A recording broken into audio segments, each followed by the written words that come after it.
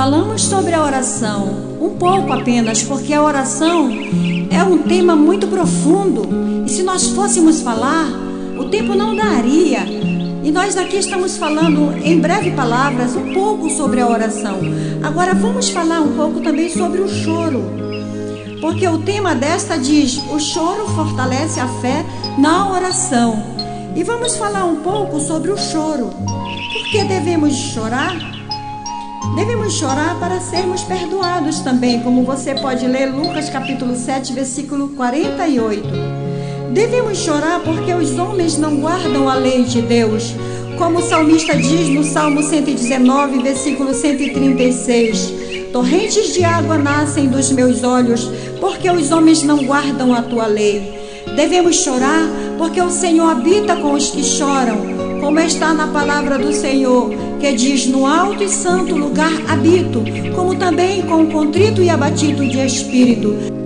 Devemos chorar, porque chorar na oração fortalece a nossa fé, como você pode ler 2 Timóteo capítulo 1, versículo 4.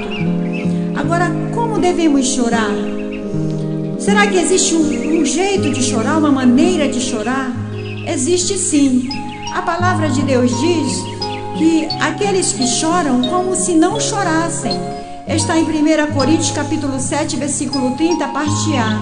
Que os que choram devem chorar como se não chorassem, porque há ocasiões que oramos e choramos e não conseguimos esconder dos outros. Mas é muito melhor quando o nosso choro fica em segredo e apenas Deus o conhece. E quando devemos chorar? No tempo certo de chorar. Diz a palavra do Senhor em Eclesiastes capítulo 3, versículo 1 e 4, que tudo tem o seu tempo determinado e há tempo para todo propósito debaixo do céu. Há tempo de chorar e tempo de rir, tempo de prantear. Então tem um tempo certo para chorar, sim. Não é porque passamos por lutas, por provações, dificuldades, que vamos andar o tempo todo chorando. A palavra de Deus diz que Abacuque vivia numa época onde havia muita violência, onde tudo parecia errado. Mas ele diz lá, na sua oração diante do Senhor, uma oração que ele orou em forma de cântico, está em Abacuque capítulo 3, a partir do versículo 17. Ainda que a figueira não floresça, nem haja fruto na vide, o produto da oliveira minta, e os campos não produzam mantimento, as ovelhas sejam arrebatadas do aprisco, e nos currais não haja gado.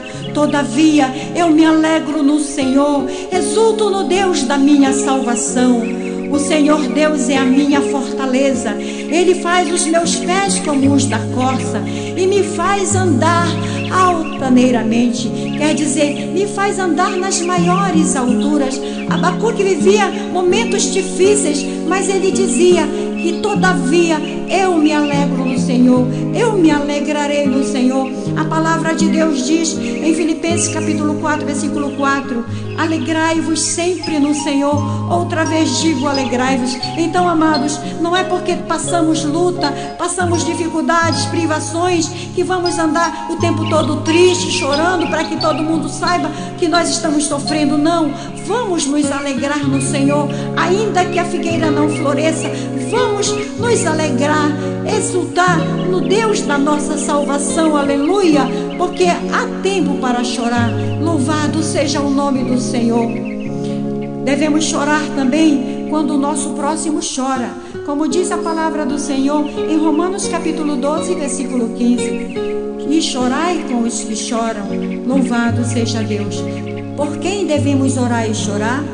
Devemos chorar por nós e por nossos filhos, como está em Lucas capítulo 23, versículo 28, parte B. Devemos chorar, orar pela paz de Jerusalém, porque no Salmo 122, versículo 6 diz: orai pela paz de Jerusalém, porque prosperarão aqueles que te amam. Devemos orar pelos que nos perseguem, como diz a palavra do Senhor em Mateus capítulo 5, 44.